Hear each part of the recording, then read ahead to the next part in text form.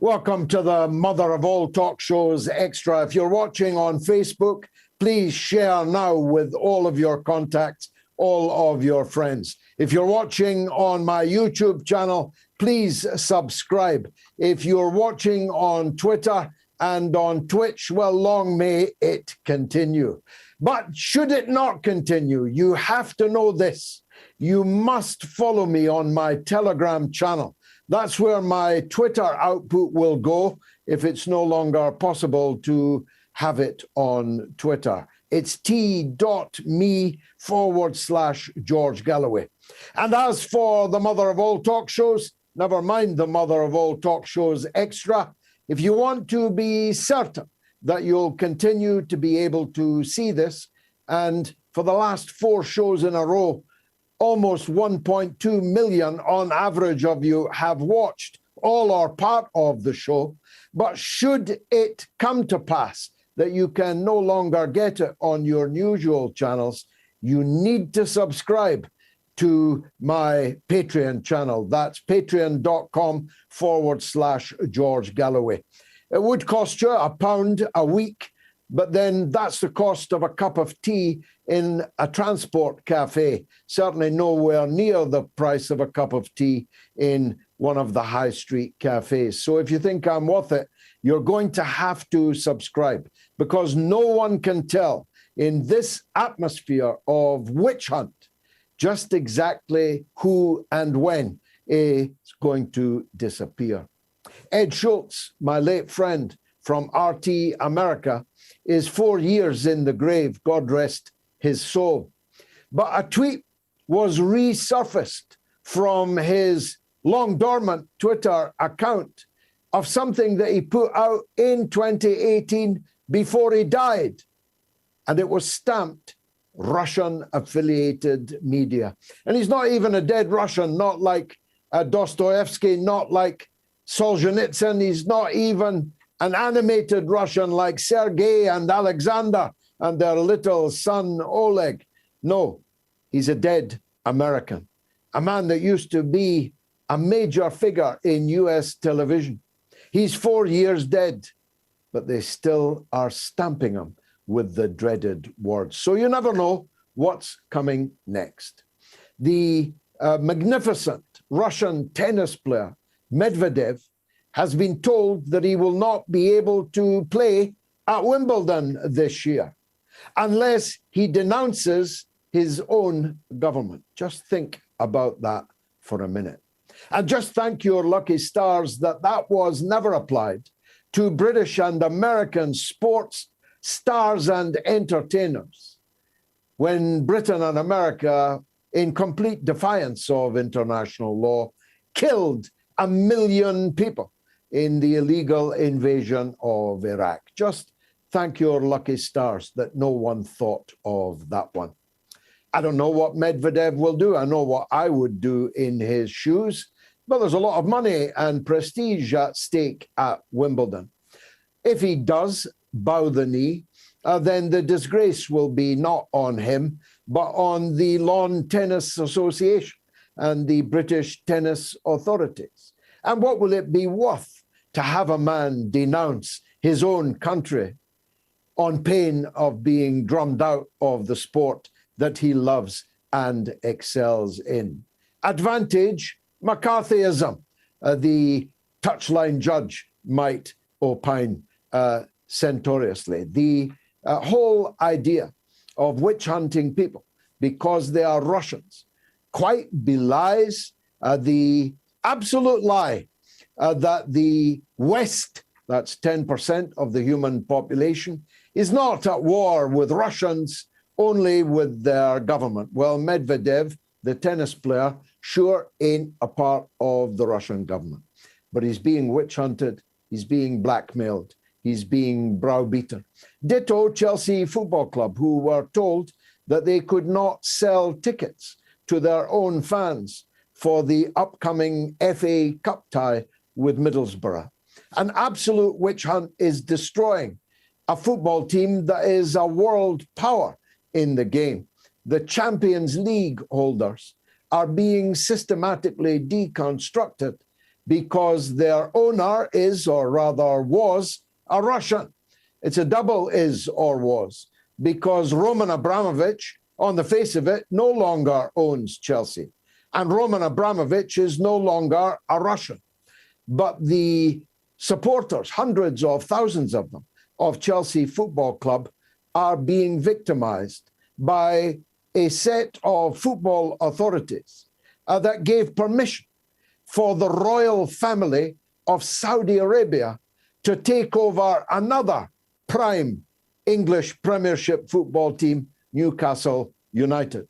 This after they chopped the Washington Post columnist Jamal Khashoggi into pieces in their consulate in Istanbul and flushed him down the drain. This after, just 2 days ago, that same Saudi regime actually chopped the heads off 81 people in a single day.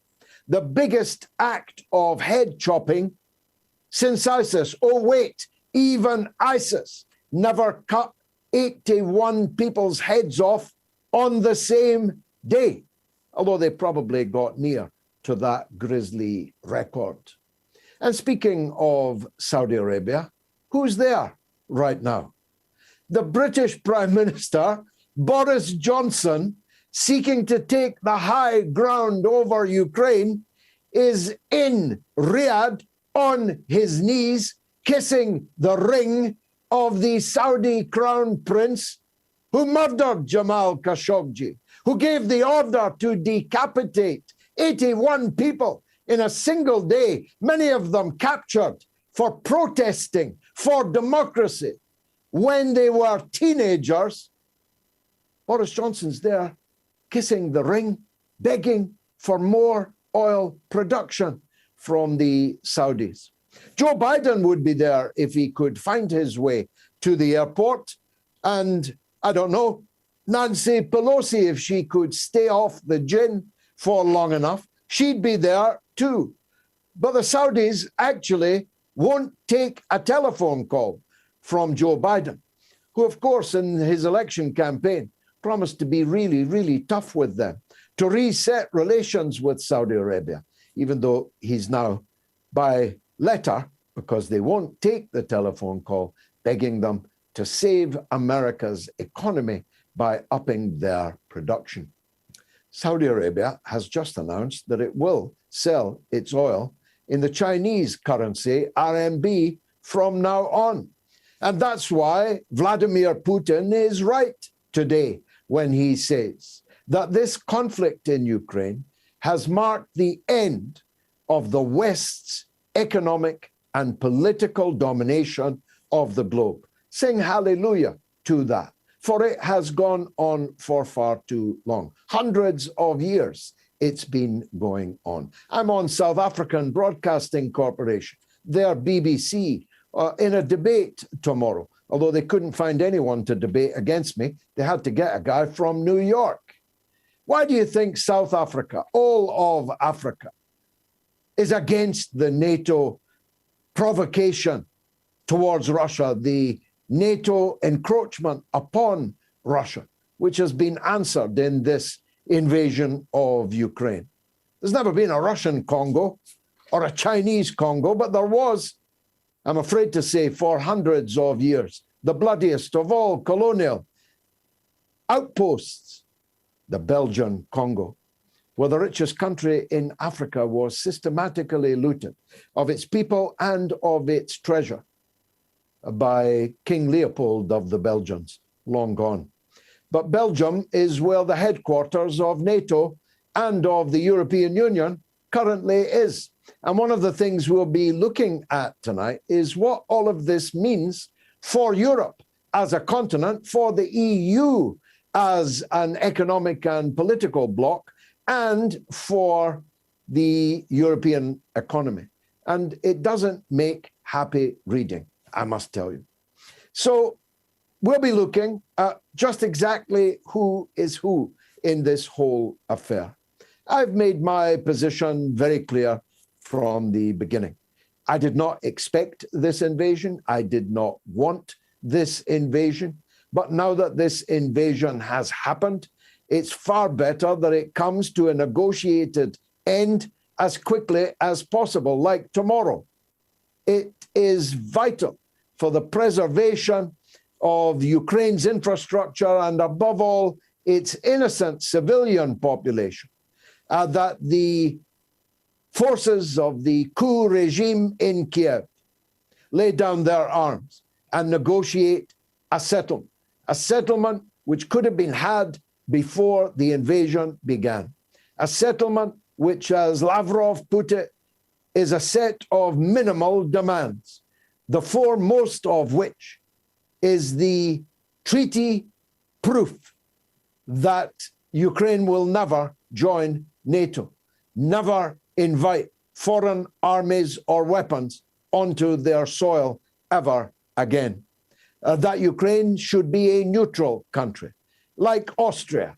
It's hardly a high price to pay to be like Austria, to be like Switzerland, to be a bridge between the West and Russia if anyone ever again wishes to cross it, rather than a trench in which NATO can buckle down for the invasion of Russia at some time in the future.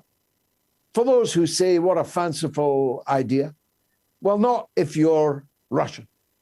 Russia was invaded through exactly that European plain, through Ukraine, by Napoleon, by the Kaiser, and again by Adolf Hitler. 3 invasions from the West through Ukraine. They will never allow another one.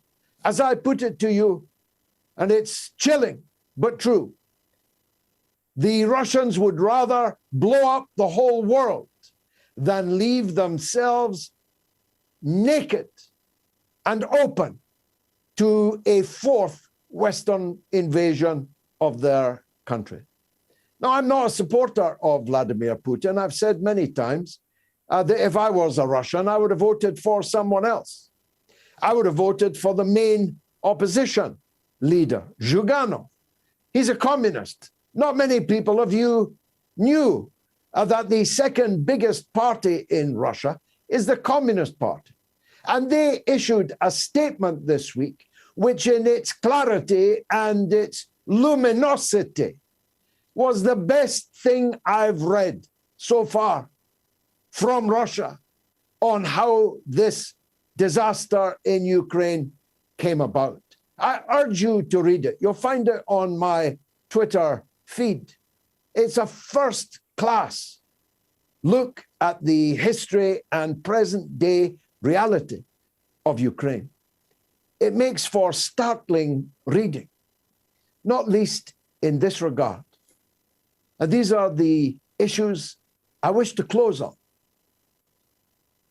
It doesn't matter how many times you show people the swastikas, you show them the goose-stepping Nazi filth in Ukraine, you show them the SS insignia, you show them Stepan Bandera's avenue in Kiev, you show them the IKEA built by a flat pack, built by the main Nazi leader in Sweden. The store is in Bandera Avenue in Kiev. You show them the city council of Kiev singing a song, a hymn of praise to Stepan Bandera. You saw a tweet this day from the Ukrainian ambassador in Germany, of all places, from Berlin, saying that he had been briefing the Ukrainian people living in Berlin and then laid flowers on the grave, and I quote, of our hero Stepan Bandera. Who was Stepan Bandera? If you don't know by now, you need to know this. Babi Yar. You need to know that Bandera and his gang of Jew killers massacred thousands of Jews not far from that television tower that the Russians blew up in the center of Kiev early in the war. They took thousands of Jews to Babi Yar and they massacred them. And the Ukraine ambassador laid flowers on his grave today. Bandera didn't just collaborate with the Nazis. That's the least of it. He was a Nazi. He was a Ukrainian Nazi. He's responsible for the slaughter of hundreds of thousands of Jews and non-Jews from Poland and Ukraine. Think about that. You know, my two grandfathers fought in the British Army, the 8th Army, the Highland Division, under General later Field Marshal Montgomery. They fought and killed Nazis. Not so that a British government would later arm and fund and propagandize for Nazis in Ukraine. They didn't go on to fight in Monte Cassino, one of the worst battles of the entire Second World War, at least on the Western Front. And in one case, never recover from it. They didn't fight Nazis in 1944 in Italy and in North Africa so that our country could become a funder and armor and propagandizer for Nazis in the Ukraine. Has everybody forgotten the Second World War? Does nobody care about the Second World War? Tell your old parents, tell your grandparents, go to their graves and tell them there, you don't care about the Second World War. You don't care about the massacre of Jews. You stand with Ukraine, with your twibbons and your fundraising and your proof of support for Ukraine must be shown before you can enter this restaurant. You go and tell them that. Tell your conscience that. Well, me, I'll never forget fascism in Europe in the 1930s and in the 1940s. I'll never forget it. And I'll never forget who defeated it. Us, first and foremost, when we stood alone, when America was watching the war on newsreel, weighing up which side to join. And second and preeminently and overwhelmingly, the heroes of the Red Army of the USSR and the partisans in Ukraine and everywhere in occupied parts of the then Soviet Union. The siege of Leningrad, the Battle of Stalingrad, the killer blow at Kursk, the battle for Berlin. I will never forget it. Don't ask me to. It might be something to do with my age and my class, but I will never support fascists. And so whilst I hope for an early, speedy, negotiated end to this conflict in Ukraine, the power to achieve that lies with the clown Zelensky. All he has to say is that Ukraine will henceforth be a neutral country. There'll be no NATO training bases, no NATO weapons, and never NATO membership. And we will never again bombard the people of Donetsk and Lugansk. We will never again threaten and cut off the water from the people of the Crimean Peninsula. We will never again allow ourselves to be a spear against Russia. As I say, I'm not with Putin, but I am with Russia. I always have been, and I always will be. It is a people, a civilization, a highly cultured and developed and civilized civilization, unlike some others I could mention. It's the biggest country in the world with 11 time zones. It's the biggest country in Europe, although Google has now exiled it to Asia. Can you believe it? Moscow is the biggest city in Europe. It deserves respect. It deserves its concerns to be taken seriously. It deserves to be a part of the international community, which, I repeat, is not the Western periphery, where only 3% of the world's children live. 3%. The international community is 100%. The vast majority of it wants nothing to do with NATO and its provocations and its aggression against the great people of Russia. Just think about all of that.